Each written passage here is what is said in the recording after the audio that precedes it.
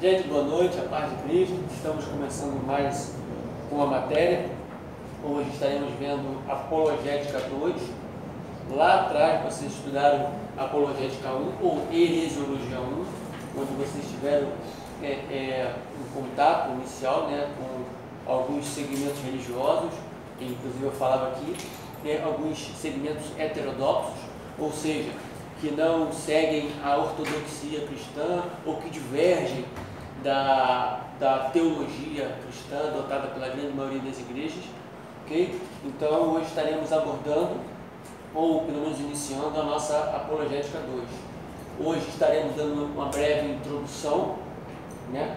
Acreditamos que conseguiremos chegar no capítulo 1, onde estaremos abordando o cristianismo bíblico, mostrando o fundador, como se deu, o fundador, o conceito de Deus que o cristianismo tem, o conceito da pessoa de Jesus que o cristianismo tem, o conceito da pessoa do Espírito Santo, como que os cristãos, como que a igreja cristã, a igreja ortodoxa que segue os princípios e os parâmetros religiosos da cristandade, entende a pessoa do Espírito Santo, como que ela pensa e acredita.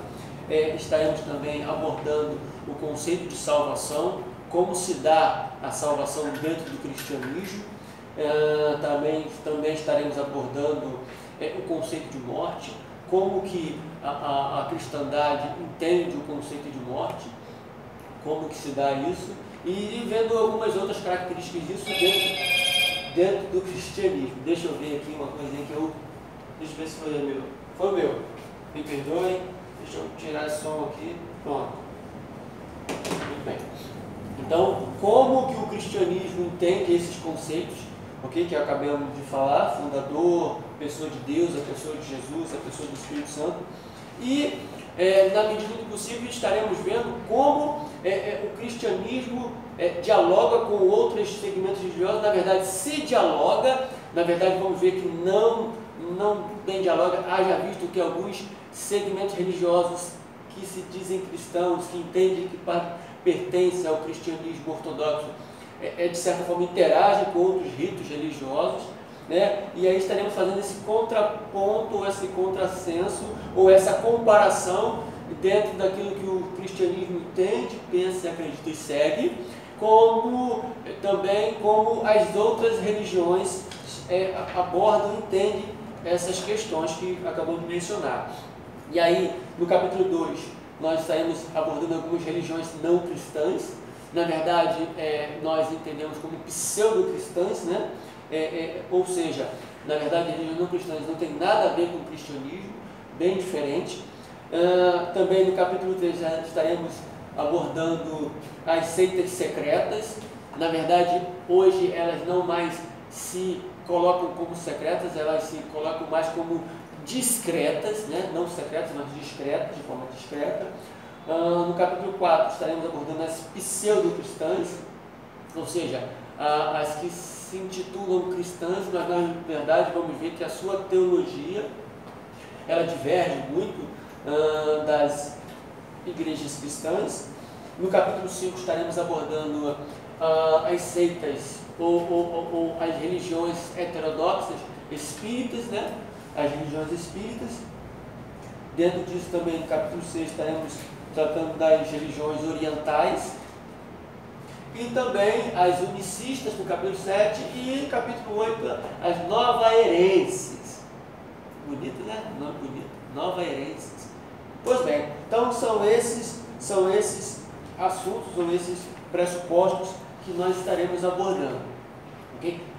Deixa eu falar uma coisinha para vocês, os que estão aqui, né? Vocês que estão aí não conseguiram me dar essa resposta. Talvez não agora, talvez mais para frente. Se eu estiver indo muito rápido, é que às vezes o freio de mão arrebenta o cabo de aço, e aí a gente acelera demais. Ok? Mas se eu estiver indo tranquilo, se tiver tempo para acompanhar, a gente prossegue, ok? Muito bem. Muito bem, então esses são os assuntos que nós estaremos abordando já. Muito bem. Olha que imagem bonita. Carol, confere para mim, ver se essa imagem fica clara aí na nossa gravação. Vê se fica bonitinho também. Fica legal? Olha que bonitinho. Olha que ovelhinha, olha que coisa bonitinha, olha que ovelhinha. Olha que bacana. Então, é nisso aqui, na verdade, é nisso aqui que nós vamos de fato abordar, trabalhar, lógico, obedecendo esses pressupostos que nós acabamos de mencionar, mas é mais ou menos isso aqui, ó. É isso que a gente vai tratar. Aliás, já estamos tratando. Na verdade, não é esse cordeirinho, não é. Na verdade, é um lobo, que parece que está com muita fome, está com muito desejo, está com muito apetite, e todavia ele está vestido ou travestido de um ser bom. Conquanto ele se apresenta às vezes de uma forma tão boa, tão legal, tão bacana, que ele muitas vezes passa despercebido. E é de suma importância, então, que eu conheça tanto um quanto o outro. Eu vou repetir. É de suma importância que nós, enquanto acadêmicos de teologia, conheçamos tanto o que a gente julga bem, ou do lado bom, que no caso seria a ovelhinha, ou o cordeiro, ok? É de suma importância que a gente tenha conhecimento disso aqui, mas também se faz necessário que a gente conheça esse camarada aqui. Por quê? Porque, infelizmente, no nosso meio da cristandade, inclusive isso, e até em alguns outros campos, às vezes até mesmo teológico, aprendem de forma bem simplista, vou usar essa linguagem que eu acho que dá para nós pegar, entendemos? De forma bem simplista a parte aqui da coisa boa, bonita, bela, maravilhosa. Não que não seja importante, é de suma importância. Todavia, de forma importante também, que a gente tenha conhecimento daquilo que a gente não concorda, daquilo que a gente não aceita, daquilo que a gente não segue como profissão de fé, para que nós saibamos os seus conceitos, aquilo que eles acreditam, da forma com que eles acreditam e por que eles acreditam dessa forma.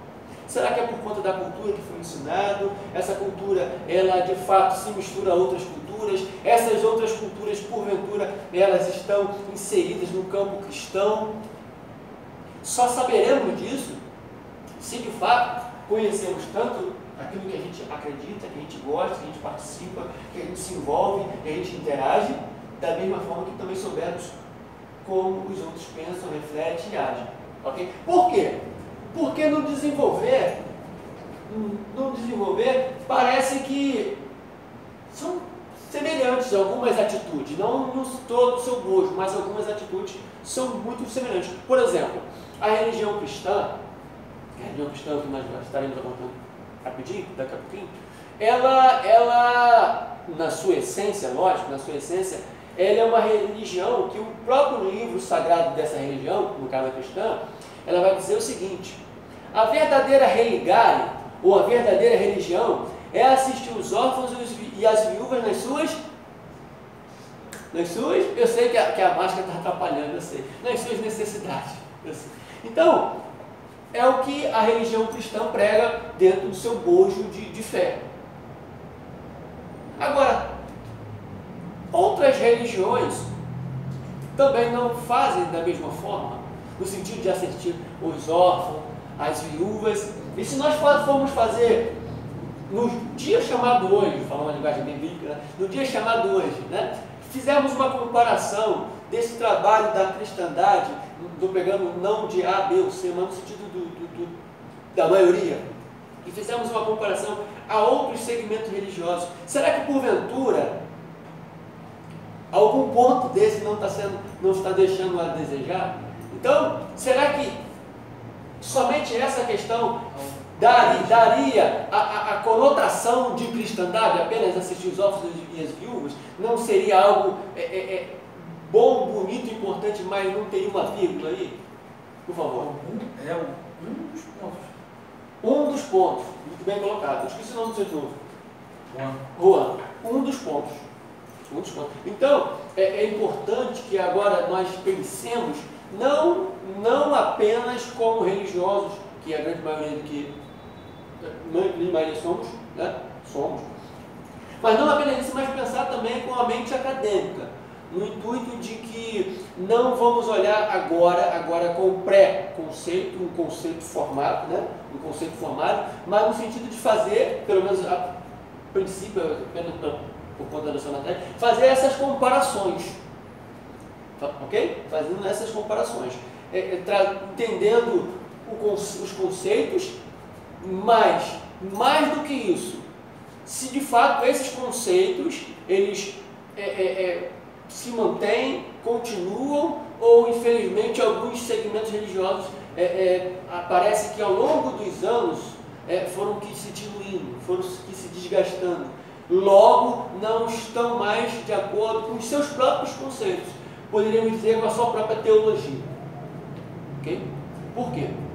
Isso é importante que, enquanto acadêmico, a gente saiba disso. Teologia agora é no campo mais amplo, porque nós temos a teologia cristã, mas também tem a teologia de cada segmento religioso. Cada segmento religioso tem a sua teologia. O que significa teologia mesmo? Estudo de Deus, estudo sobre Deus, ciência de Deus, ciência no sentido de conhecimento a respeito de Deus ou da sua obra. Pois bem, então nos outros movimentos religiosos também tem ciência de Deus, estudo sobre Deus ou deuses. Porém, todavia, entretanto, existem teologias distorcidas, são teologias, ao meu ver, meu ponto de vista. Sim, pode falar tranquilo, aqui ninguém vai te acusar de nada, não. Fica tranquilo. A gente só evita de nomear para não criar certo. Sim, porque o cristianismo é tão simples que acaba sendo complicado para muitas pessoas que querem enfeitar o pavão. Sim. É por aí. Sim. É mais ou menos nessa área aí. Sim. Enfeitado no sentido de mostrar uma prosperidade que Deus revela com a sua palavra, vamos supor assim, né? Vamos falar outra prosperidade. E onde eu vejo que eles se vestem de ovelhas para poder tosquear a ovelha e depois a ovelha fica sem estrutura, sem a pedra fundamental que é Cristo. Foi tão focado na prosperidade ou em diversas coisas que o foco se perde no meio do caminho. Sim? São algumas linhas de teologias que fazem isso. Sim. E é por isso que é de suma importância que a Facite trabalha não com uma teologia particular, seguindo um ramo, mas tendo o conhecimento dos ramos de pensamentos para que não influenciemos, ou a Facite influencie para A, B ou C. Todavia, trazer a consciência, o conhecimento para que, de fato, vocês tenham maturidade, conhecimento para conseguir perceber e entender, consequentemente seguir aquilo que poderíamos chamar de, como diz C.S. Lewis, o Evangelho puro e simples, como o senhor mencionou. Puro e simples. Então, o que, infelizmente, não está fazendo muito sucesso, esse Evangelho puro e simples. Precisa haver um enfeitar do pavão, alguma coisa nesse sentido. Na verdade, gente, eu tenho que tomar cuidado, senão não é naquilo que eu te falo.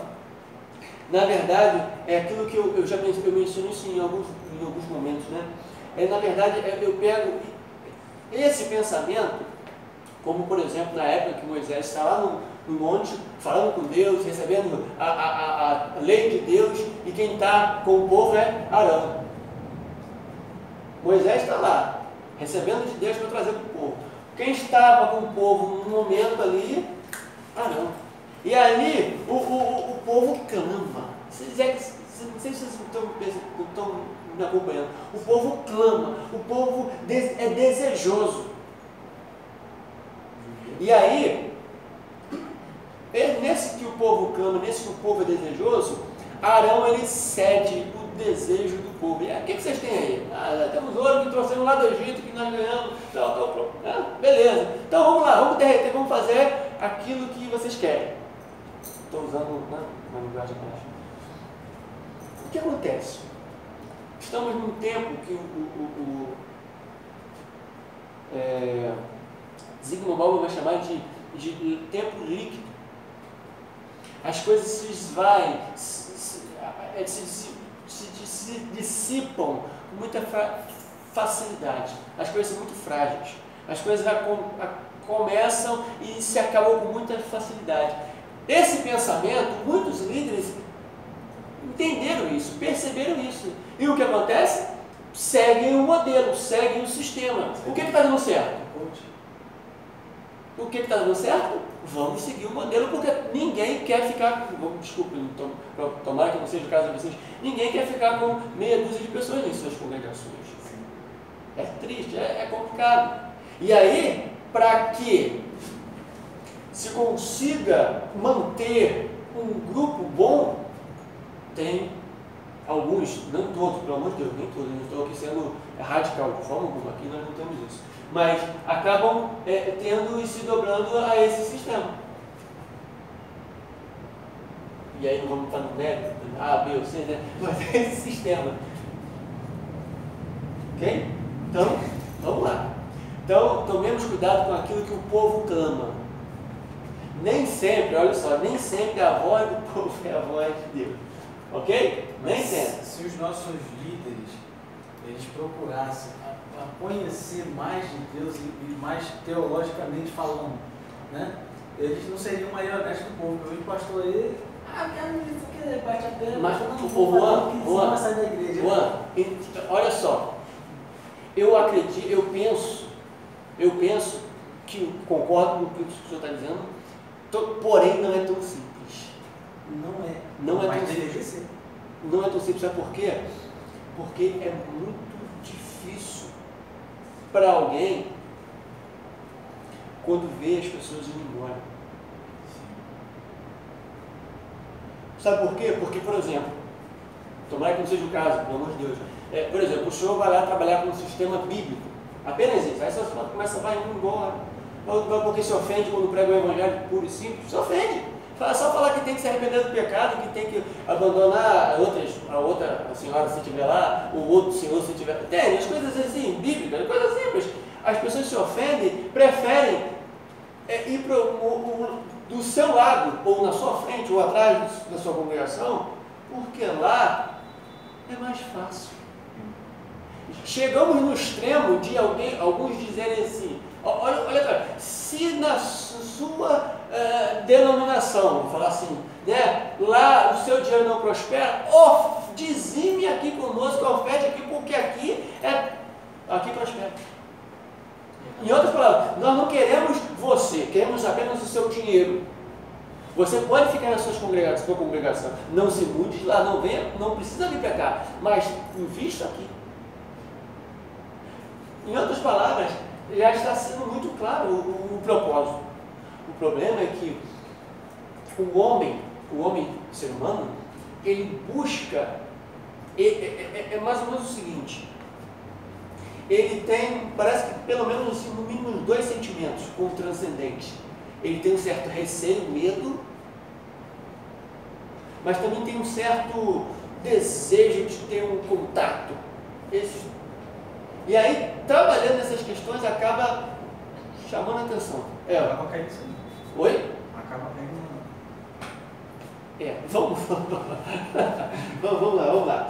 É necessário entendermos o início, para que tenhamos a noção exata do presente. Porque, por que as coisas estão como estão?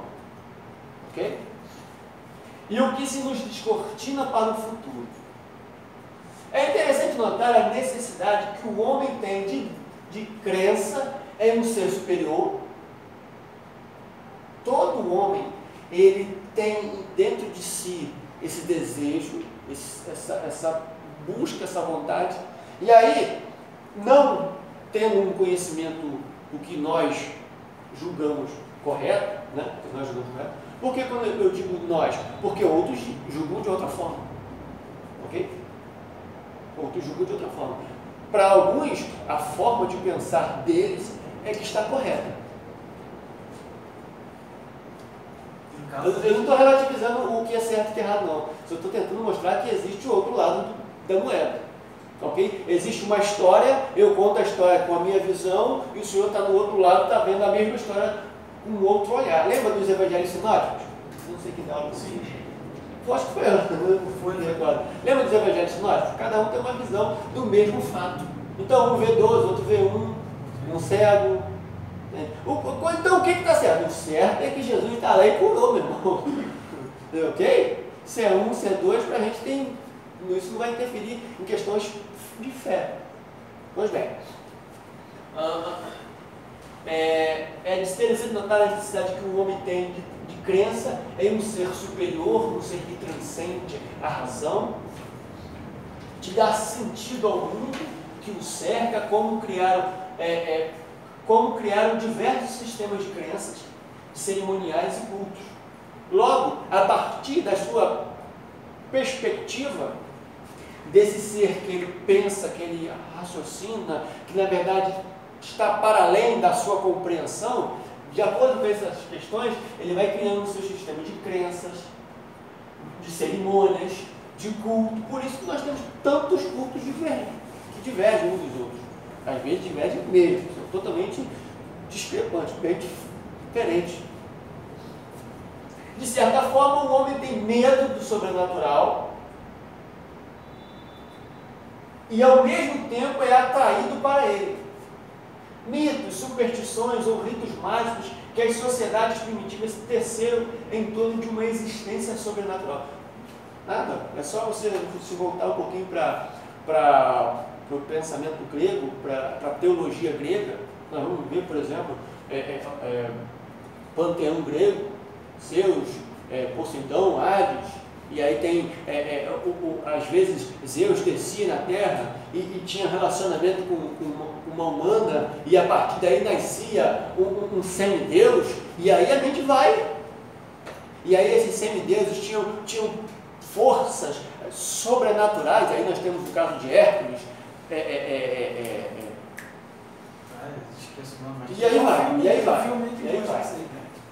e aí vai. Então, essas questões vão adentrando a mente do homem, e não estamos falando apenas de questão dos gregos, e aí temos a questão egípcia, Horus, Osíris, Ísis, sem contar dos deuses babilônicos, Marduk e outros. Então, cada um na sua cultura, cada um na sua pensamento. Por que não dizer o Baal? Lembra daquele texto que vai dizer, quando Elias confronta o povo concernente à religião, que era verdadeira e que era falsa? Porque estão cocheando entre dois pensamentos. Se o Senhor é Deus, segui-o. Se Baal é Deus, segui-o. Todavia, a religião de Baal, o culto de Baal é um culto festivo, um culto motivado, um culto, né, onde o povo se alegrava e tal. O culto do Deus de Israel é um culto de sacrifício, um culto que envolve sangue, um culto que tem que ser levita, da tribo de Levi, tudo organizadinho, senão não funciona o culto. Ai, que coisa! Baal na festa. Bom, pois bem, então, e o problema, eu acho que eu mencionei isso lá no Rio Bonito, e o problema, a palavra Baal, no hebraico, significa Senhor, dono e marido. Quando os profetas de Baal, que eram 450 profetas, contam, ele diz, só ficou eu de profeta. Ah, não, mas tinha 7.000 joelhos que não se dobraram diante de Baal, mas eram joelhos, não eram profetas, eram pessoas que acreditavam no Deus de Israel, mas não eram profetas. Só ficou eu de profeta. Contra 450 profetas. Vamos, é nesse sentido que eu dizia com relação, falando de Moisés e Arão que ficou, a maioria contra a minoria. O culto, bombando o culto de Baal, maioria, um monte de profeta, se fosse trazer uma linguagem de hoje, não é o caso, né? Apenas para a gente poder pensar. Um monte de profeta de Baal contra um profetinha do Deus de Israel. Pois bem, aí é complicado. Difícil, só a graça. Só Deus não tem misericórdia. Como diz o cantor, quando as coisas ficam desse jeito. Vamos voltar para cá. Muito bem. Então, ser superior de dar sentido ao mundo que o cerca, como criaram diversos sistemas de crenças, cerimoniais e cultos. De certa forma, o homem tem medo do sobrenatural, ao mesmo tempo é atraído para ele, mitos, superstições ou ritos mágicos, que as sociedades primitivas teceram em torno de uma existência sobrenatural inatingível pela razão, equivaleram à crença num ser superior e ao desejo de comunhão com ele. Comunhão com quem? Com esse ser que transcende, que está para além da razão humana. Nas mais primitivas formas de religião.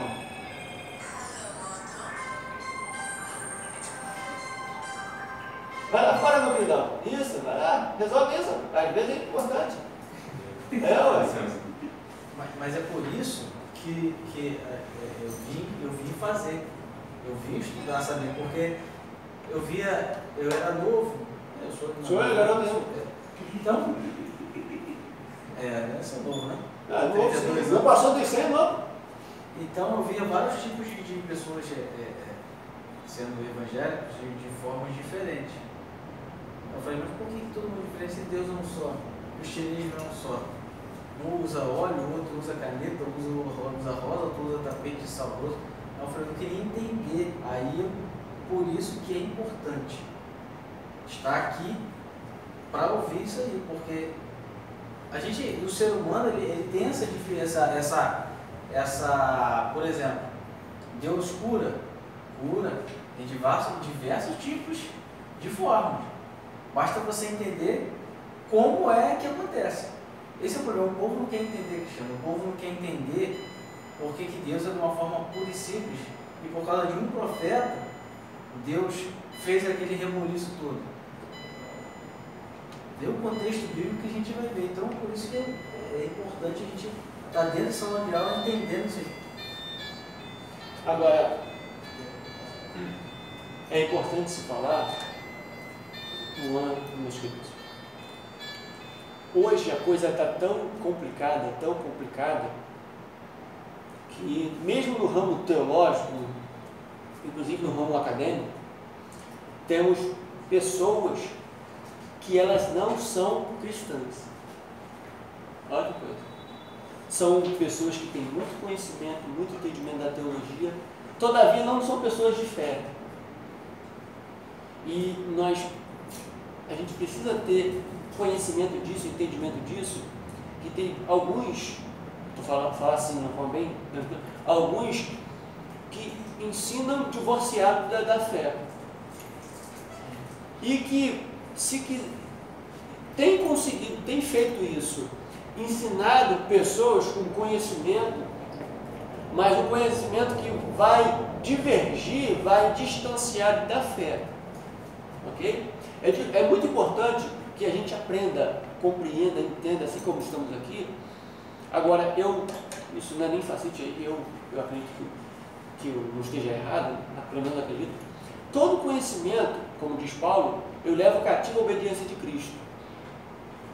Cativo à obediência de Cristo. Por quê? Porque não agora, lá no bacharel, né? Bacharelado, mais adiante nós vamos estudar, vamos ver introdução à filosofia, nós vamos ver filosofia, nós vamos ver homens filósofos, os camaradas eram fantásticos, os camaradas eram bons mesmo. Só que é importante entendermos que o conhecimento que eles tinham, e é muito importante que se tenha, continuo e repito, é muito importante que se tenha, não necessariamente o levava à fé, ou dava a fé. E o que acontece?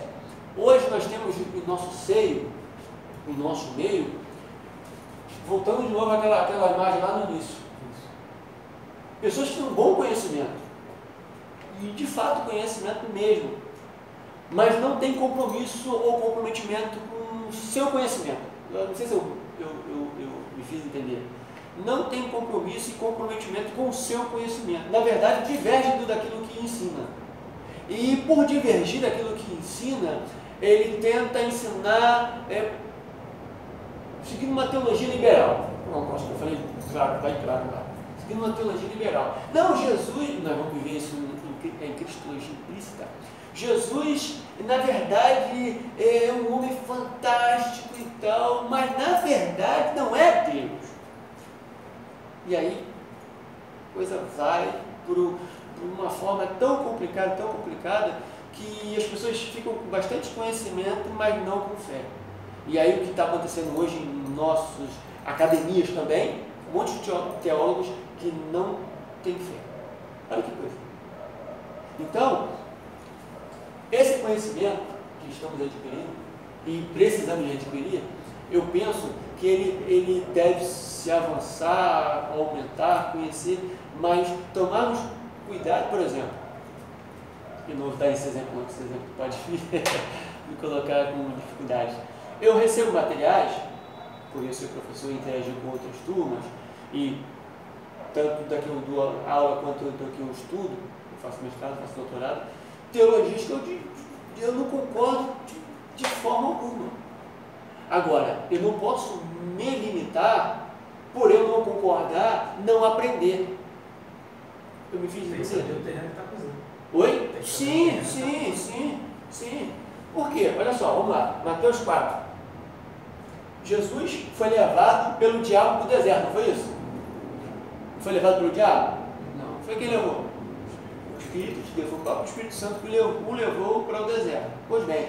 E lá é citado para ele o quê? A Bíblia. Entende? A própria Bíblia. E aí a questão é, aquele que o citou a Bíblia, ele é um bom hermeneuta, ele é um bom exegeta, ele fala tudo dentro de um contexto com o propósito de trazer edificação, ou de tentação, de extraviar. Certa feita, chega Paulo com os seus companheiros de missão, e uma jovem, uma mulher, começa a dizer em praça pública: esses homens que vos anunciam o caminho da salvação são servos do Deus Altíssimo. Que mentira tem ali? Só que ela insiste, até que Paulo, já indignado, expulsa o ser que estava fazendo isso, através daquela mulher. Então, olha como não é tão simples. Por quê? Normalmente, as mentiras, elas não são faladas assim, de qualquer jeito. Ela vem vestida de verdade, ou primeiro vem uma verdade, depois que as pessoas estão tão acostumadas com a verdade que está sendo passada por aquela religião, ou aquelas pessoas, é que se lança uma semente da mentira. Lembra foi plantada no campo a semente do trigo, né? Do trigo, e à noite veio o camarada que era inimigo do outro e plantou ali o joio. Então, é de suma importância que a gente compreenda